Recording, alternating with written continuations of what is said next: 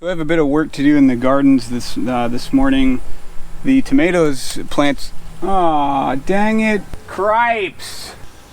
Losses. Well, that's a bummer. Lost 3 good tomatoes here, but oh well. I guess that's just part of it.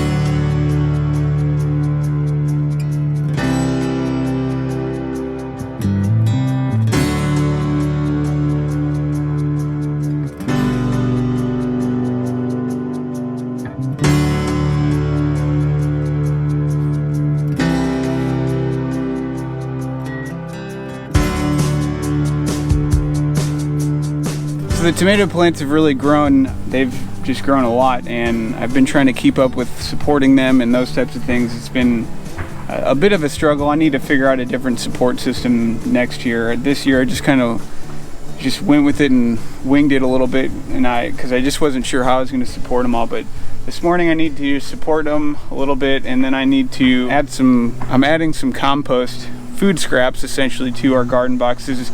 We don't really have a compost pile or a compost bin, but we've been doing something called trench composting, which is kind of interesting, and it seemed to be working out so far with us. But right now I just need to get these things better supported and maybe do some trimming a little bit as well.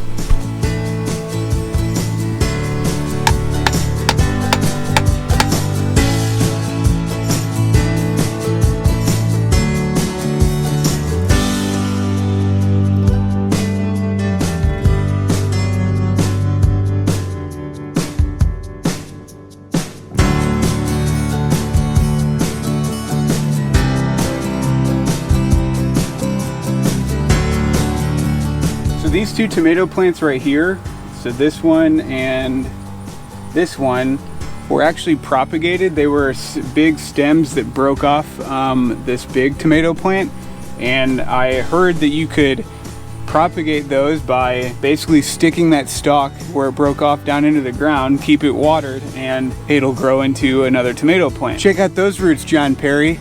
So to give you guys some reference, this is a stem that just broke off one of those big tomato plants, and that's what this tomato plant right here used to be. So all I did was take the stem of this one, stick it in the ground, and just kept watering, and it turned into this. So pretty cool.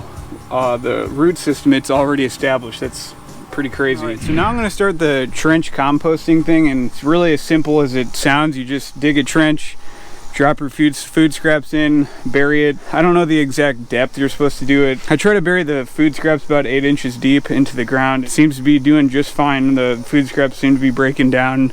Doesn't seem to be causing any issues. So that's what I need to do now. I just need to, in both of these garden boxes, dig a little trench, drop the food scraps in, and we should be good to go. Yeah, so we had buried some food scraps in here, I don't know, a month or so ago, and they are nowhere to be found. So looks like it worked. I'm going to call that good. We are going to go ahead and mix some of these food scraps in here.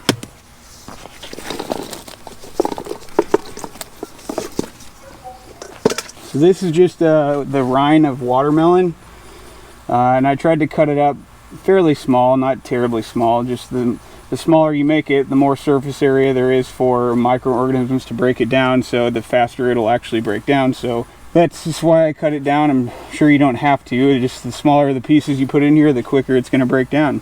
So there you go. It's mixed in there. All we're going to do now is bury it. Put the dirt back, the soil back over it, and then bring your mulch back on top. For mulch, we just are using grass clippings.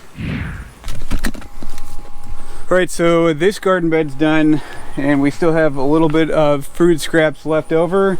So there's more area in this garden box. So this is where I'm going to bury the majority of these food scraps and do some additional trench composting. So it's just the same process. Just push the mulch to one side, dig a trench, put your food scraps in, and bury it.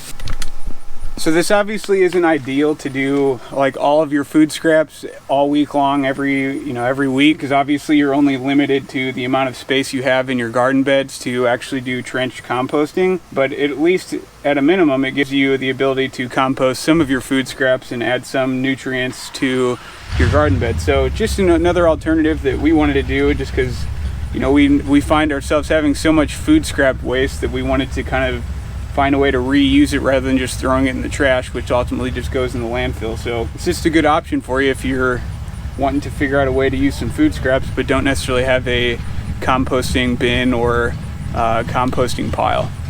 Since I did trim some things off the vegetable plants, what I like to do is chop them up into fine bits with my pruners. My mindset or theory behind it is just kind of like what you do in your lawn when you mulch your clippings. I'm kind of mulching my clippings by adding them back into my garden bed, so I figured this is just returning these nutrients back into the soil rather than throwing them in a yard waste bag or in the trash. Chop them up and return that nutrients back into the garden bed. So you can kind of see it's chopped up pretty fine. It's not extremely fine, but it's in small enough pieces that it'll break down and just act as a good mulch. And all I do is just spread it around a little even and just let it be. So I need to water these plants and then we should be good to go. So I think I'm gonna wrap the video up there, guys. I appreciate you tuning in and watching my content. If you like my videos, give me a thumbs up.